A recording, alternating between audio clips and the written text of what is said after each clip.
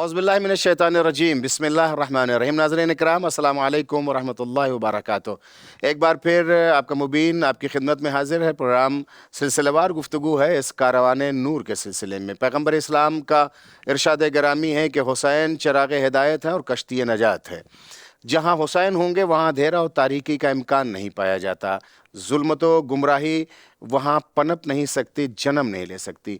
जहाँ हुसैन का वजूद होगा वहाँ ऐसा कोई सैलाब व तूफ़ान आ ही नहीं सकता जिसका कोई किनारा ना हो, इसलिए कि हुसैन कश्ती नजात है। अगर कोई नजात चाहता है तो उसे कश्ती हुसैन में आना होगा। अगर किसी को अंधेरे से उजाले में आना है और गुमराही से हिदायत के राह पर गामजन होना है तो दामन हुसैन से मुतमस्सिक होना होगा। सलाम हो उस कारवाने पाक पर के जिसके नक़ूश कदम के ज़रिए से सूरजों ने जन्म लिया और अंधेरे ने रख्त सफ़र बांध लिया। सलाम हो उन मर्दों पर जो सीना सिपर रहे ताकि हुसैन की इस क़ुरबानी और औलाद व असहाब हुसैन की इन क़ुरबानियों से अल्लाह का दीन ज़िंदा रहे और ताबिंदा रहे। सलाम उस कारवाने नूर पर जिन्होंने सर की रदाएँ तो दे दी लेकिन इस्लाम को बेरदा नहीं होने दिया और साए उल्फत व मोहब्बत व उतूफ़त हुसैनी में पनाह दे दी। नाज़रीन इकराम, सिलसिला जारी है। अपने अज़ीज़ और अज़ीम मेहमान और आलमी ख़तीब सरकार हुज्जतुल इस्लाम वल मुस्लिमीन सैयद शमीम रज़ा रज़वी साहब क़िबला की हमराही और सरपरस्ती में सिलसिले को आगे बढ़ाएंगे। तारीख़ के उन गोहरपारों को आपकी खिदमत में पेश कर रहे हैं, न जिन्हें आप पढ़ पाते हैं और न सुनने का मौका मैसर होता है। तारीख़ के उन नगीनों को आपके फ़िक्र व नज़र के दामन में टाकने की कोशिश कर रहे हैं जिसकी चमक से आपके रूह में बालिदगी आए और इसके कलमात की मोहब्बतों से आपके दिल में घर कर जाए। क़िबला की खिदमत में आपका और अपना सलाम पहुँचाते हैं और सिलसिले को आगे बढ़ाते हैं। आज बहुत ही दिलचस्प गुफ्तगू होगी एक ऐसी ज़ात के सिलसिले में जो मग़फ़िरत, अफ़्व और बख्शिश का नमूना बन गया है, जिसने सर झुका के सर उठाने का हुनर दे दिया है, जिसने लबों की थरथराहट से लहजे में एतमाद पैदा कर दिया है, जिसने पलकों को झुका करके दिल में एक वजूद पाक के नर्म गोशे को जन्म दे करके अपनी बख्शिश का ताज अपने सर पर रख लिया है। नाम बाद में लेंगे क़िबला के सलाम पहुँचाने के बाद। क़िबला अस्सलामु अलैकुम वरहमतुल्लाहि वबरकातुहू। वालेकुम अस्सलाम वरहमतुल्लाहि ताज़ियत व तस्लियत है इन दिनों की गरीब करबला औलाद असहाब गरीब करबला की शहादत के सिलसिले में, उस उम्मीद के साथ कि आका हम सबको अपने मातमदारों, अज़ादारों, गमगुसारों में शुमार फरमाएंगे और अपने खिदमत गुजारों में शुमार फरमाएंगे। आज तज़किरा करेंगे उस ज़ात का कि जो एक नमूना है मग़फ़िरत का, बख्शिश का, माफ़ी का। ताक़त व क़ुव्वत रखते हुए सर को झुकाने का हुनर आता है, बहुत अच्छा बोलता है, लेकिन जब खालिक़ नहज बलागा के सपूत के सामने गुफ्तगू करता है तो लहजे में कपकपी और होठों में थरथराहट पैदा हो जाती है। जिसने माफ़ी का हुनर दिया है, सर को झुकाने का हुनर दिया है और यह कहा है कि अगर जीना चाहते हो तो हुसैन के दामन में, जन्नत चाहते हो तो रदाए ज़हरा के दामन में। आइए उस ज़ात के जानिब इशारा, नाम आपकी जानिब से सुनना चाहेंगे, शख्सियत पर रोशनी आप डालेंगे। औज़ुबिल्लाहि मिनश्शैतानिर्रजीम बिस्मिल्लाहिर्रहमानिर्रहीम। आपकी खिदमत में भी सलाम व अदब और अपने नाज़रीन की खिदमत में भी ताज़ियत और तस्लियत। बहुत अच्छा जुमला आपने मुझे दिया है। मैं चाहता हूँ कि उस शख्सियत का जिक्र करने से पहले आपने कहा कि गरीब करबला, इसमें कोई शक नहीं है कि गरीबुल गुरबा हैं, मज़लूमों के मज़लूम है, लेकिन वो गरीब करबला कि जो आज अमीर करबला बन गया, यानी वो गरीबुल वतन जो कल तन्हा था, आज नामालूम कितने अफराद को जब करबला जाते हैं तो वो ये कह दे, उसने एक इस अंदाज से उसने मेहमान नवाजी की है एक मेहमान की कि आज कोई भी करबला जाने के बाद अपने आप को गरीबुल वतन नहीं समझता। क्या बात। जो नाम आप सुनना चाहते हैं कि जिसने जीने का हुनर दिया है और तौबा का सलीका सिखा दिया है, कि जो दुनिया में भी आज़ाद और आखिरत में भी हुसैन ने उसे आज़ाद कर दिया है, उसे हुर कहते हैं अलैहिस्सलातु वस्सलाम। मैं यहाँ पर एक जुमला कहना चाहता हूँ और बहुत बड़ा मैसेज है, बहुत बड़ा पैगाम है। جب یہ شخصیت کو میں نے دیکھا کہ ہمارے عناوین میں یہ شخصیت کا نام ہے تو میں نے سوچا اس پیغام کو یہاں پر اس سے بہتر اور کوئی جگہ نہیں ہے. ہمیں ذرا سا تھوڑا سا اس بات کو پھیلانے کی ضرورت ہے.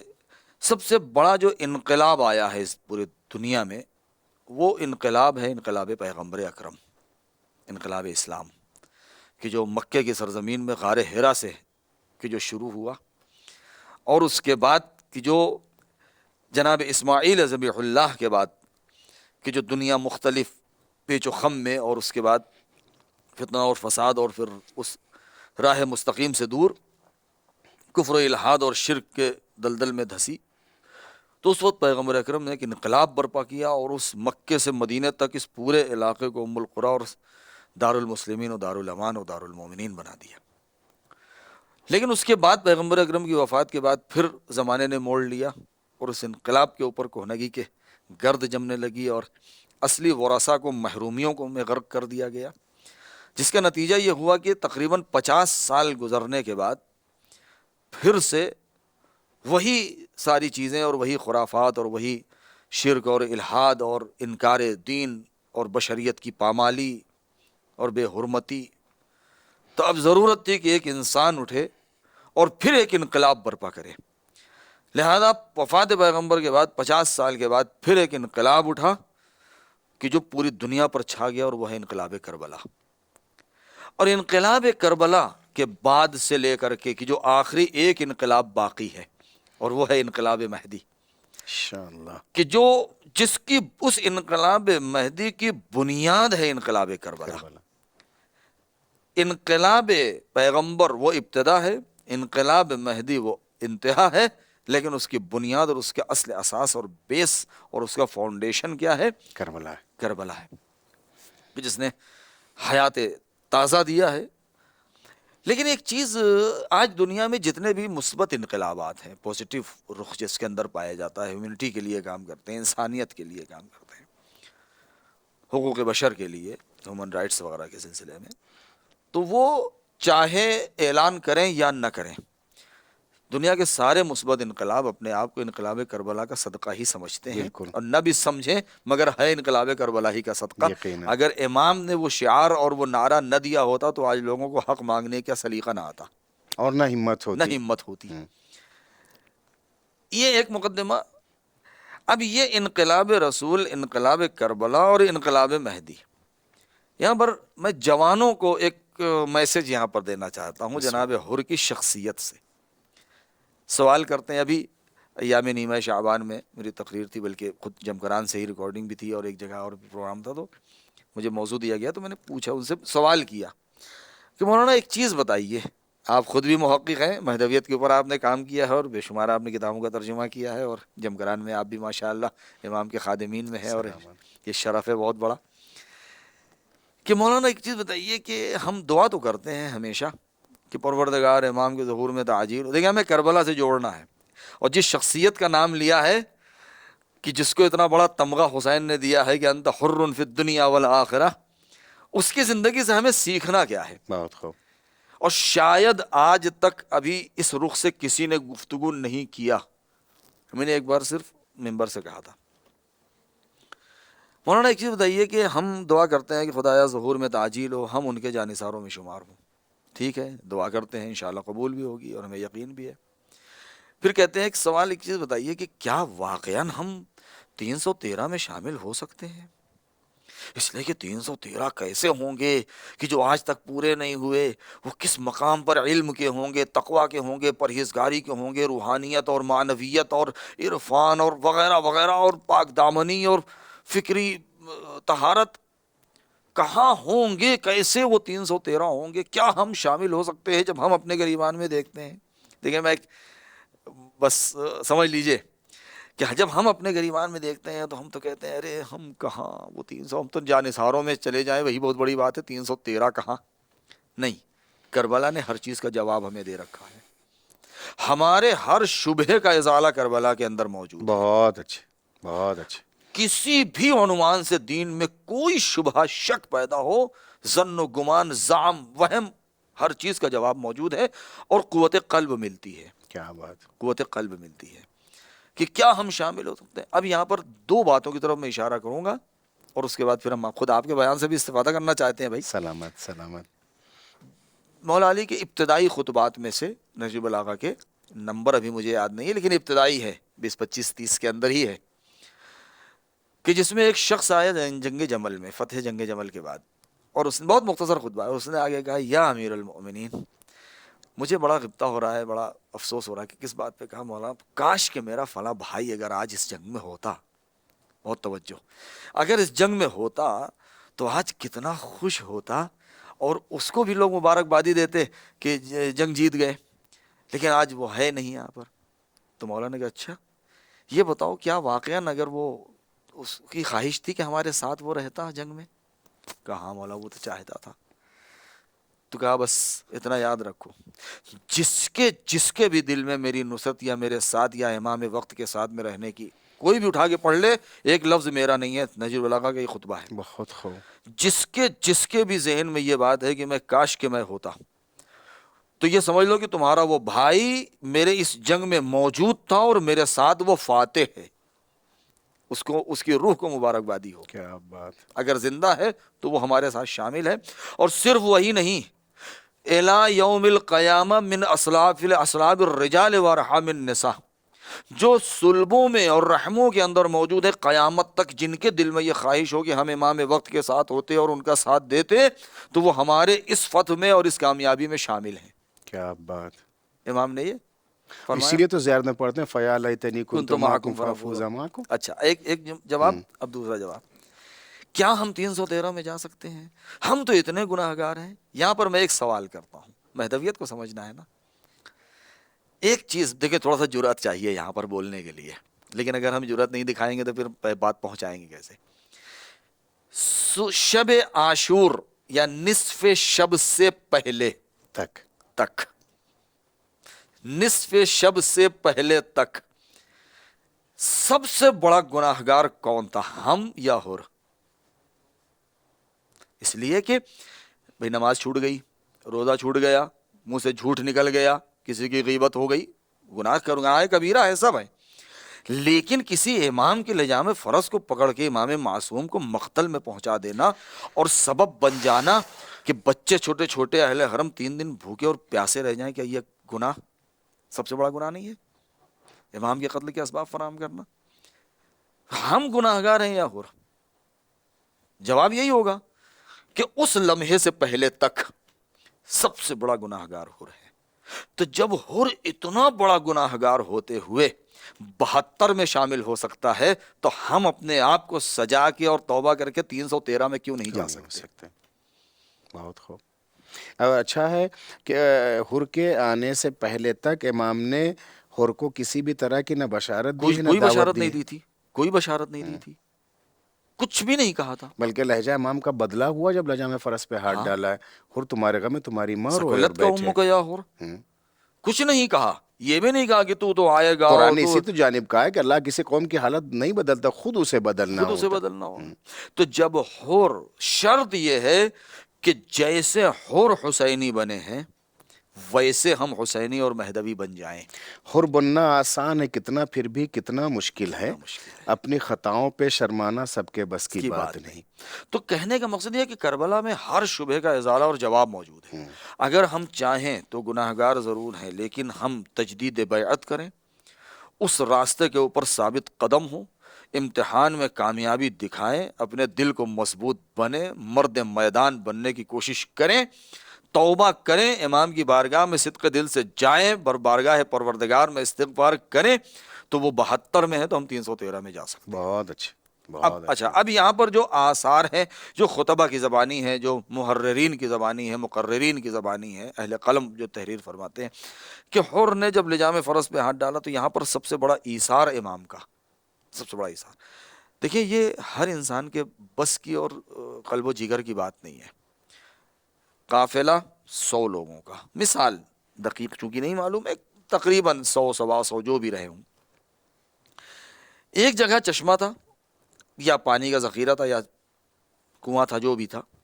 جب اس منزل سے امام چلنے لگے تو جتنے بھی ظروف تھے، جتنے بھی ذخائر تھے، مشکیزیں تھے، سب بھر لیا امام نے. جبکہ اتنے پانی کی ضرورت امام کو راستے میں نہیں تھی، اگلے منزل پر پانی مل جاتا مگر بھر لیا۔ اس کا مطلب یہ ہے کہ امام آمادہ ہو رہے ہیں آمادہ کسی ہو چیز رہے کے ہیں لیے۔ کسی چیز کے لیے۔ جب وہاں پہنچے تو تاریخ کہتی ہے کہ جب لشکر نظر آیا ہر کا اور دیکھا کہ کچھ لوگوں نے کہا کہ نخلستان ہے، کچھ نے کہا کچھ ہے، کچھ نے، جب قریب آیا دیکھا کہ جو زین کا اگلا حصہ جس کو قربوس کہتے ہیں بعض ایسے تھے کہ جو اس قربوس کے اوپر اپنا نیزہ گاڑ کر کے اپنے آپ کو سنبھالے ہوئے تھے پیاس کی شدت سے۔ تو امام نے بجائے اس کے کہ کچھ بات کریں، گفتگو کریں، پہلے کہا کہ بھیا ابھی کچھ وقت پہلے پانی پلاؤ، لہذا سب سے پہلے پانی پلایا۔ تاریخ کیا کہتی ہے؟ 1000 کا لشکر تھا ہر کا اور سب کے سب سوار تھے۔ تو 1000، 100 150 افراد اپنے ساتھ ہیں، 100 125 شاید، اور 100 سے بھی کم رہے ہوں گے۔ کتنے پانی لے کے چلے تھے ساقی کوثر کا لال؟ اس کو سننے کے بعد تب احساس ہوتا ہے کہ تشنگی اور بڑھ رہی ہوگی جب بچوں کو یہ یاد آ رہا ہوگا کہ اگر وہ ذخیرہ رہ گیا ہوتا کہ جس نے پانی پلایا۔ خیر، اب امام نے پانی پلایا، کہتے ہیں کہ اپنے ہاتھ سے پانی پلایا، پھر اس کے بعد جب پی چکے تو جانوروں کو پلایا، اور یہ کہا جب تک خود منہ نہ ہٹائے تب تک پانی مت ہٹانا۔ کتنا پانی لے کے چلے تھے۔ اور اس کے بعد جب ہوش میں آیا تب اس نے لجام پکڑا، کہا نہ ہم نہیں جانے دیں گے۔ یعنی احسان کیا تھا امام نے، لیکن ابھی بھی میں معذور ہوں اور مسئول ہوں۔ سکولت کا ام کا یا حور، تیری ماں تیرے ماتم میں بیٹھے۔ کیا اس نے کہا میں اس سے بڑی بات کہہ سکتا تھا مگر میں کیا کروں، میں آپ کی ماں کو کچھ کہہ نہیں سکتا۔ یہ پہلا امتحان تھا، علامہ جوادی کہتے ہیں یہ ہر کا پہلا امتحان تھا کہ امام نے کہا یہ کامیاب ہے۔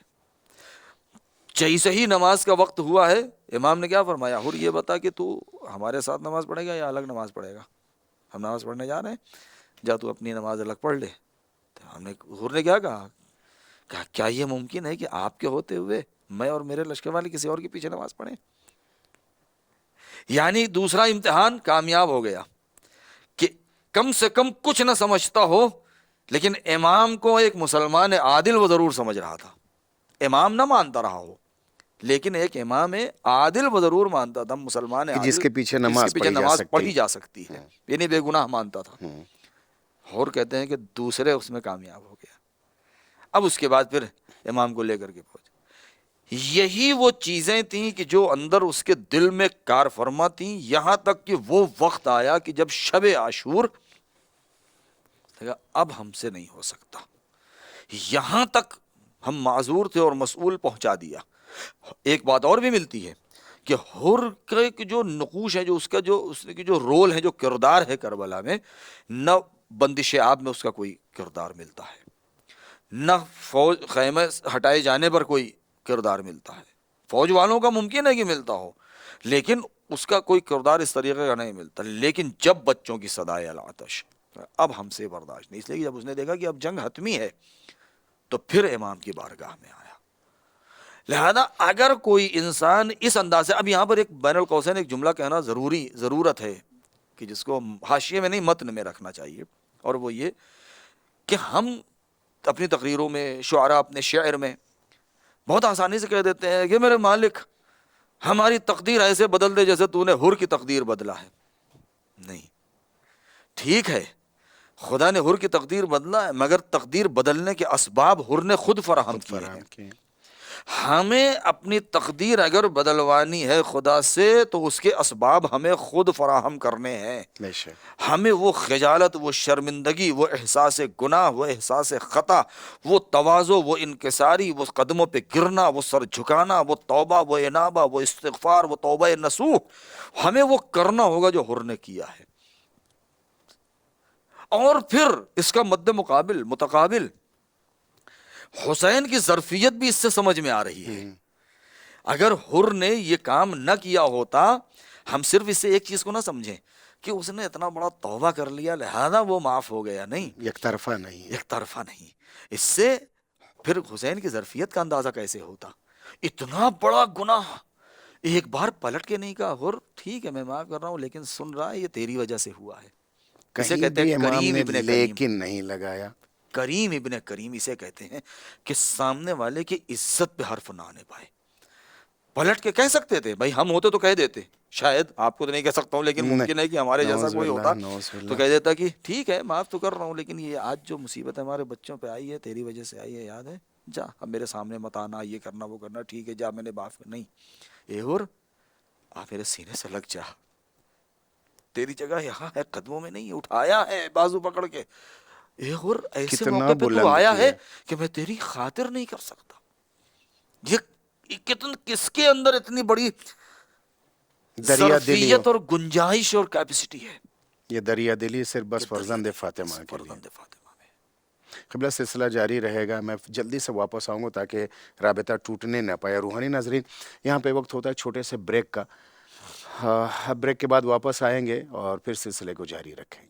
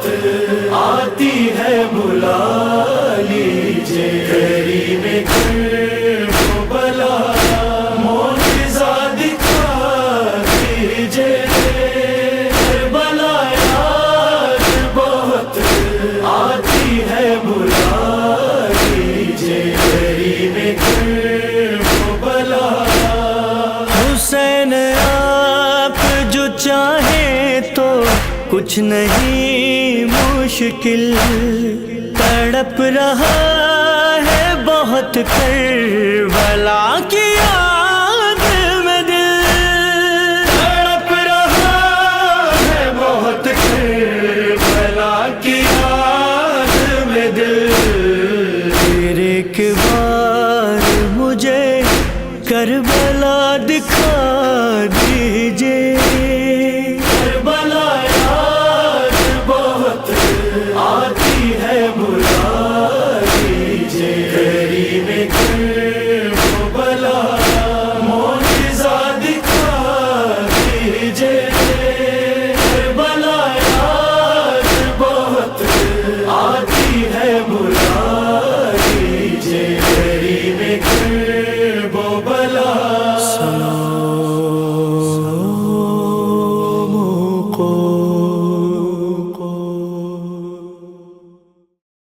ناظرین ایک بار پھر آپ کی خدمت میں تعزیت و تسلیت پیش کرتے ہیں ان روزہ شہادت کی، اور آئیے وہ سلسلہ ٹوٹنے نہ پائے. جلدی سے آپ کی خدمت میں حاضر ہوں اور پھر ان مناظر کو پیش کریں، اس کیفیت کو پیش کریں کہ کس طرح سے ایک کریم کی بارگاہ میں گنہگار آتا ہے اور کریم اپنا کرم کی انتہا کر دیتا ہے. قبلہ جی قدموں میں آیا ہے اور رکھ دیا ہے اپنے سر نیاز کو. حر کی معراج یہ ہے کہ قدموں میں سر رکھ دیا جائے، اور حسین کا کرم یہ ہے کہ اس معراج کو اور معراج عطا کی جائے کہ وہ سر جو حسین کے قدموں میں تھا بازوؤں سے پکڑا، اٹھایا اور اتنا حر کو بلند کیا کہ حسین اور حر کا چہرہ برابر ہو گیا. مایوس نہ ہوں آپ اور ہم. آپ سے مراد میری ناظرین ہیں کہ کیا ہوگا، اب کیسے ہوگا، یہ خطا ہو گئی اور یہ نمازیں نہیں ہو سکیں اور یہ روزے نہ ہو سکے، کار خیر نہ ہو سکا. حسین عصر اور حسین وقت کی بارگاہ میں کیسے جائیں، کیا کریں، یہ حر نے سکھایا. پلیز. تو ایک تو امام نے حر کو اٹھایا، اتنا بڑا کرم کہ اتنا بڑا گناہ ہونے کے اچھا بعد بھی میں چاہ رہا تھا کہ اس کیفیت کو بھی ذرا بیان کیا جائے، چونکہ یہ کیفیت ہے کہ جب چلے ہیں حر تو اپنے آپ کو کس انداز سے جی آمادہ کیا اور کیسے امام کی بارگاہ دیکھیے، تک پہنچے، حر وہ چلے، کیفیت خود اس منظر کو ذرا اور حر جذاب چلے. بنائے ہیں. پہلے تو مورخین کہتے ہیں کہ حر کافی دیر تک ٹہلتا رہا خیمے کے باہر، یہاں تک کہ عمر سعد ہے، دوسرے افراد ہیں کہ کہ کہا حر آج پریشان دیکھ رہے ہیں، تو سردار ہے، اس لیے کہ حر کو سردار لوگ کہتے تھے، بھائی یہ اور ہزار ایک کا ہزار لشکر کے لشکر کے اور سردار تھا. بٹالین کا سردار اور تھے. یہ بھی روایتوں میں ملتا ہے، البتہ روایتیں کہیں یا حکایتیں کہیں کہ مورخین کربلا نے جو اس زمانے کے تھے کہ اگر کوئی پوچھتا کہ تیری لشکر میں سب سے بہادر کون ہے تو میں کہتا کہ تیرا نام لیا جاتا، لیکن آج تیرے بدن میں راشا ہے، تو کب کبھار آئے، کیا حسین کی تلوار سے ڈر رہا ہے، کیا عباس کے مد مقابل جانے سے ڈر رہا ہے؟ تو اس نے کیا کہا، میں کسی کے مد مقابل جانے سے ڈر نہیں رہا ہوں. اچھا، میں نے ایک زمانے میں تحقیق کی تھی، میں چاہ رہا تھا کہ اس کو پڑھو، مطالعہ کروں، لیکن بہت زیادہ حر کے ماضی کے بارے میں ہم کو تاریخوں میں نہیں ملتا ہے، بہت اختصار سے ملتا ہے. ایک چیز ملتی ہے کہ حر کا پہلے کی زندگی میں کربلا سے پہلے بہت زیادہ کوئی رول نہیں ملتا، ایک معمولی انسان کے عنوان سے، ایک بہادر شجاع انسان کے عنوان سے ملتا ہے، اور ان کو خاص طور سے بلایا گیا کہ جو بالکل بے طرف ہو، اور اس کو بلا کے بھیجا گیا ہے کہ جا کے حسین کو کوفے آنے سے روکو اور کربلا لے کے جاؤ. لہذا یہ نہیں کہا جا سکتا کہ پہلے سے وہ کس ظالم تھا یا یہ تھا یا نہیں، ایسا کچھ نہیں ملتا ہے. ایک انسان بہرحال، لیکن بہادر شجاعت کی قصے اس کے ملتے ہیں. تو جب وہ ٹہل رہے اور بدن میں راشا ہے، کپ کپی ہے، اور آنکھوں میں آنسو ہے، اور گھبراہٹ ہے، اور زلفیں پریشان ہیں، اور کیا بات ہے، تو اب یہاں پر کہ میں اپنے آپ کو جنت اور جہنم کے بیچ میں دیکھ رہا ہوں. دیکھیے، یہ جو جملے ہیں نا، یہ بھی بہت زیادہ مستند ممکن ہے کہ زبان حال ہو، کیونکہ جو الفاظ ملتے ہیں اس میں بعض جگہوں پر ہے کہ جنت و جہنم کے بیچ میں دیکھ رہا ہوں، لیکن ہم کو یہاں پر تأمل کرنے کی ضرورت ہے، غور کرنے کی، کیونکہ حسین کی طرف جتنے بھی آئے ہیں وہ کوئی بھی جنت کی لالچ میں نہیں آیا. یہ نہیں کہہ سکتے کہ حر جنت کی لالچ میں آ گیا ہے، نہیں.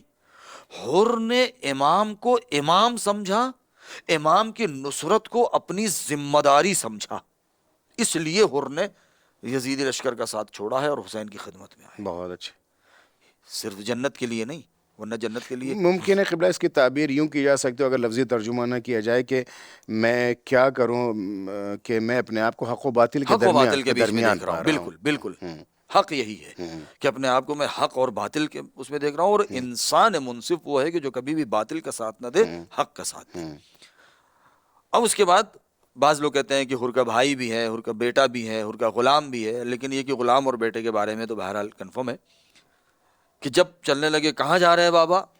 میں جا رہا ہوں. روایت ہے، کہتے ہیں کہ جب بیٹے نے کہا کہ آپ کا اضطراب دیکھا نہیں جاتا، تو کلائیاں پکڑ کر کے پشت خیمہ لے گئے اور کہا آوازیں سن رہے ہو؟ ہاں بابا، یہ تو بچوں کے رونے کی آواز آ رہی ہے جو پیاس سے جاں بلب ہیں. ہاں لال، یہ انہی کے بچے ہیں جن کے بڑوں نے اور جن کے سردار نے ہمیں پانی پلایا تھا. بہرحال جس وقت چلے ہیں تو اب یہاں پر بہت سے لوگ بہت ساری چیزیں لکھتے ہیں، مجھے سند سے زیادہ بحث نہیں کرنا. کہتے ہیں کہ بیٹا بھی ساتھ میں بیٹھ، بابا میں بھی چلوں گا. غلام نے کہا کہ آقا میں بھی چلوں گا. چل تو دیے، کسی میں اتنی جرت نہیں، دیکھنے والے دیکھ رہے تھے. یہ بہت اہم پہلو ہے. دیکھنے والے دیکھ رہے تھے صبح جنگ ہے کہ صبح جنگ ہے اور پہرا لگا ہوا ہے کہ کوئی ادھر سے ادھر جانے نہ پائے، مگر کسی میں جرأت نہیں ہوئی جو آگے بڑھ کر راستہ روک پاتا کہ حر کہاں جا رہے ہو؟ جنگ کا نقارہ بجنے جا رہا ہے، تم تو سردار ہو، تمہاری فوج کے افراد کیا کریں گے؟ کون انہیں کمانڈ کرے گا؟ کون انہیں حکم دے گا؟ کون انہیں سنبھالے گا؟ نہ کسی میں وہ ہمت نہیں ہوئی. اس سے حر کی بہادری کا اندازہ ہوتا ہے. اور اس کے بعد جب چلے ہیں تو بعض لوگ لکھتے ہیں یا بیان کرتے ہیں، کہتے ہیں کہ کہا کہ میں اس طریقے سے حسین کے روبرو جانے کے لائق نہیں، میں اپنے آپ کو حسین کا مجرم سمجھتا ہوں. میں کیسے حسین کے سامنے جاؤں گا؟ میں آنکھیں کیسے ملاؤں گا؟ میں بہت بڑا، آج یہ جو کچھ بھی ہے میری وجہ سے ہے. خود یہی احساس کہ جس نے حر کو حر بنایا ہے، جس نے حر کو شہدائے کربلا میں شامل کیا ہے، جس نے حر کو حسین کے قدموں نے حسین کے سینے کے لائق بنا دیا ہے، جس نے رومال فاطمہ کو حسین حر کے سر کے لائق بنا دیا ہے، یہ وہی جذبہ ہے. میرے لال، نہیں اب یہاں پر بہرحال پڑھا تو ہے میں نے بھی، لیکن وہی میں نے کہا کہ سند کہ میرے ہاتھوں کو باندھ دیا جائے، میرے گلے میں رسی باندھا جائے، مجھے مجرموں کی طریقے سے لے جا کے پیش کیا جائے کہ آقا میں حاضر ہوں، مجھے جو مناسب سمجھیں آپ سزا دیجئے، میں آپ کے سامنے توبہ کرنے آیا ہوں، میں آپ کے سامنے معافی مانگنے آیا ہوں۔ دیکھیں یہاں پر دو چیزیں ہیں، کردار کو کردار سے ملائیں۔ رسول نے کیا فرمایا تھا شعبان کے آخری خطبے میں، روز جمعہ، آخری جمعے کا خطبہ تھا، شعبان کے آخری جمعہ تھا، اس کا خطبہ تھا، رسول مدینے میں خطبہ دے رہے تھے، سن 2 ہجری تھی غالباً یا 3 ہجری تھی، اور اس کے بعد آپ نے جب فرمایا کہ ایھا الناس قد اقبل الیکم شہر اللہ، تو آخر میں کیا فرمایا کہ جب آپ نے فرمایا کہ ان فی سید الشہور یقتل سید الوصیین، کہ سید الشہور میں سید الوصیین قتل کر دیے جائیں گے، تو مولا علی گئے، یا رسول اللہ ومن سید الشہور ومن سید الوصیین، مجمع ہے یا رسول اللہ، یہ سید الشہور کون سا مہینہ ہے اور سید الوصیین کون ہے؟ تو رسول رونے لگے، کیا یا علی سید الوصیین انت و سید الشہور ھذا شہر رمضان، سید الوصیین آپ ہیں اور شہر رمضان آپ۔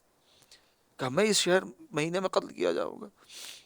کہا یا علی تم قتل کیے جاؤ گے۔ تو ایک سوال پوچھا تھا، یا رسول اللہ صرف اتنا بتا دیجئے کہ اس وقت کیا میں اپنے ایمان پر قائم رہوں گا؟ رسول نے کہا یا علی بے شک۔ اس وقت مولا کے لبوں پہ تبسم تھا، رسول کی آنکھوں میں آنسو تھا۔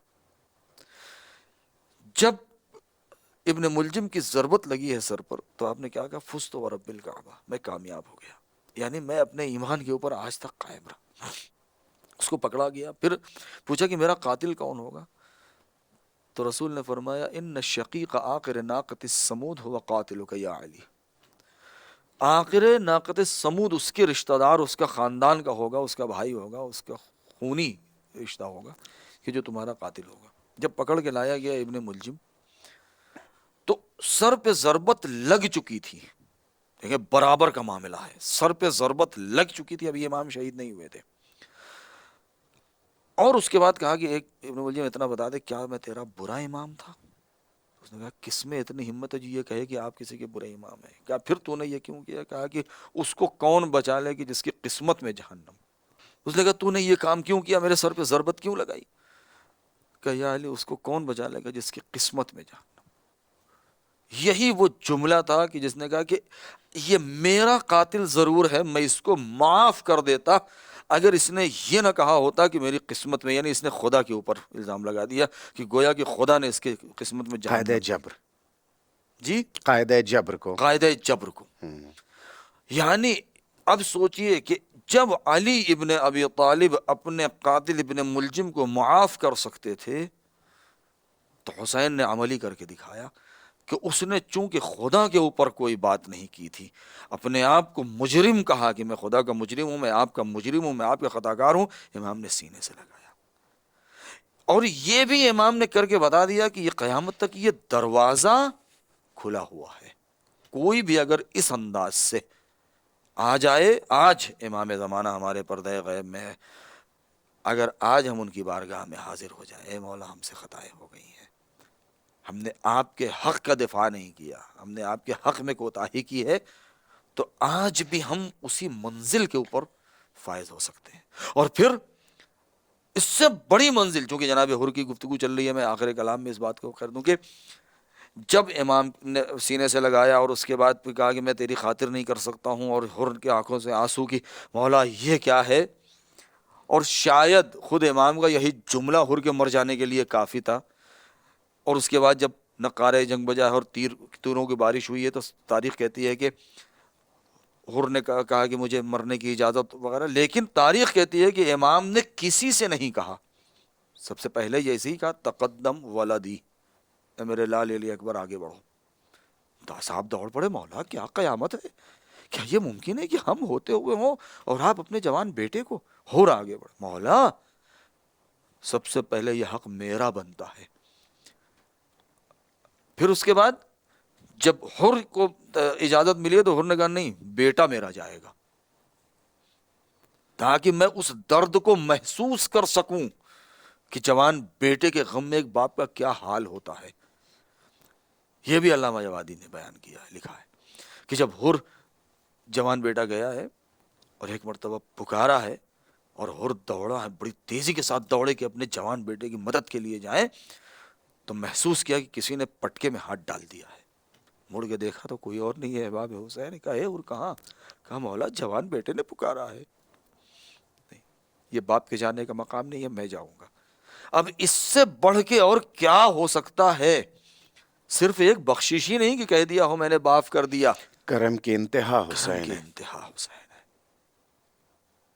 جتنا بیان کیا جائے، جتنا لکھا جائے کم ہے۔ آج انسانیت، بلکہ کہیں کہ آج دنیا کی آزادی حر کو سلام کر رہی ہے۔ اے حر، آزادیوں کا سلام ہو تمہاری آزادی کے اوپر، جس کو کہتے ہیں عاش سعیدن و مات سعیدہ۔ اور ایک پیغام اہم ترین کہ اگر دنیا کے لوگ یہ کہیں گے صاحب مسائل ہیں، مشکلات ہیں اور حالات ایسے نہیں ہیں، ان ساری باتوں کا جواب حر کی زندگی ہے۔ حر سے بدترین حالات تو کسی کے نہیں ہو سکتے نا، جو فوج کے دشمن کے لشکر میں ہو، سردار ہو، پہرے میں ہو۔ لیکن وہ آپ کا ایک عجیب اور عظیم اشارہ کہ جب حر نکلے ہیں اپنے غلام اور اپنے بیٹے کے ساتھ، بھرا ہے لشکر، لیکن کہیں کوئی مکالمہ نہیں ملتا کہ کسی نے روکا ہو۔ روکنے یہ مانا کہ تم نہیں جا سکتے ہو، اس کا مطلب ہے کہ اگر حق کی راہ میں اعتماد کے ساتھ قدم بڑھایا جائے تو کوئی رکاوٹ نہیں، کوئی رکاوٹ نہیں ہے، کوئی روک ہی نہیں پائے گا۔ اور انسان یہ ملتا ہے، مشورہ دیا لوگوں نے کہ ارے کیا ہے اب تو فلاں ہے، اس رخ سے کہ نہیں تم نہیں جا سکتے ہو، تلوار کسی نے سونت لی ہو راستے میں، تلوار یا اسلحہ کوئی رکاوٹ نہیں بنا جو کوئی نہیں مقابلے کی بات کرے۔ کوئی مقابلہ۔ ارادہ اگر مضبوط ہوتا ارادہ ہے اگر مضبوط ہوتا تو انسان اپنی منزل تک پہنچ ہے سکتا بالکل ہے۔ پہنچ سکتا ہے۔ جناب حر علیہ الصلوۃ والسلام کی زندگی اور اس مقصد کو جاننے کے لیے ایک دوسرے پہلو کی جانب ہم آتے، جیسے آپ نے اشارہ کیا کہ جناب علی اکبر علیہ الصلوۃ والسلام کو امام نے پیش کیا کہ تقدم الدب جاؤ لال، بتانا ہی چاہا کہ امام اللہ کی راہ میں انسان ہو سکتا ہے اپنے تمام تر قوت اعتمادی کے تحت اپنی جان دے دے، اپنے جسم پر زخم برداشت کر لے، لیکن جوان بیٹے کو موت کے کنویں میں اتارنا اور مقتل میں بھیجنا، یہ خود ایک پیغام ہے کہ خود یہ ایک پیغام ہے، اور اس غم کو محسوس کرنا کہ دنیا میں ہم چاہتے ہیں کہ شہادت سے پہلے ان تمام چیزوں کو ہم اپنے اندر محسوس کریں اور اپنے روح کو اتنا بلند و بالا اور پاکیزہ اور کہتے ہیں اسٹرانگ بنا لیں، مضبوط بنا لیں کہ ہم خدا کے سامنے جا سکیں، روبرو ہو سکیں۔ اس لیے کہ دیکھیں حر کو صرف ہم اس پیرائے میں نہ دیکھیں کہ وہ امام آئے اور حر آئے امام کی خدمت میں اور امام نے معاف کر دیا اور اس کے بعد شہید ہو گئے، نہیں، آگے کی منزل پر جائیں۔ حر شہدائے کربلا میں یعنی مقام شفاعت کے اوپر ہیں، یعنی اس جن کا پل کسی بھی شہید سے مقایسہ نہیں ہو سکتا ہے کربلا کے علاوہ، نہ کسی بھی مقام شفاعت کے اوپر ہیں۔ یعنی اب حر اس مقام پر پہنچ گئے ایک توبہ کے ذریعے سے کہ اب قیامت تک نہ معلوم کتنے لوگوں کی شفاعت کر سکتے ہیں وہ۔ پھر اس کے بعد جرأت اور ہمت اور احترام، ایسا نہیں ہے کوئی معمولی سپاہی تھا کہ جو وہاں سے نکل گیا اور آ گیا۔ واقعہ کربلا کے بعد سرحائے شہداء میں حر کا سر کا تذکرہ نہیں ہے۔ سرحائے شہداء میں حر کے سر کا تذکرہ نہیں ملتا۔ بہت اہم تاریخی پہلو ہے۔ کیوں؟ اس لیے کہ کسی میں اتنی ہمت نہیں تھی اس شخص، اس سردار کہ جو ہے وہ لاش کو پامال کیا جائے یعنی سر قلم کیا جائے۔ ممکن ہے کیا گیا ہو، مجھے نہیں ملا ہے، لیکن کہیں تذکرہ ملتا نہیں ہے۔ اور پھر حر کے اس سردار کی اس میت کو خود شہدائے کربلا سے اتنے فاصلے پر لے جا کے دفن کرنا کہ آج زائرین جو گواہ ہے اس بات کے کہ جاتے ہیں کم سے کم 7-8 کلومیٹر 10 کلومیٹر کے فاصلے پر، قبیلے کے لوگ ان کے جنازے کو اٹھا لے گئے تھے، گھیر لیا تھا کہ ہم یہ بے احترامی ہونے نہیں دیں گے۔ یعنی ایک مقام تھا حر کا، کوئی معمولی انسان نہیں تھے۔ اور اس کے بعد پھر وہ تاریخ جو ملتی ہے اور وہ بعد میں جو واقعہ ملتا ہے وہ کون سے بادشاہ کا ہے، اس معز الدولہ کا ہے یا عضد الدولہ کا یا ہارون رشید کا واقعہ ہے، یعنی قبر میں پانی کا آ جانا، قبر میں پانی کا آ جانا، اور اس کے بعد پھر وہ رومال جو سر پہ بندھا تھا اور اس کو اس میں خود رومال حضرت زہرا سلام اللہ علیہا ایک مستقل ایک موضوع ہے۔ دیکھو موضوع ہے، مستقل ایک موضوع ہے۔ کہ پیشانی پر باندھا جانا. میں عرض یہ کرتا ہوں کہ مولا نے رومال ہی کیوں دیا؟ انعام میں جو سردار جنت ہے، مالک دو جہاں ہے، وہ آئے ہوئے اپنے مہمان کو ایک ہدیہ اگر پیش کر رہا ہے تو رومال.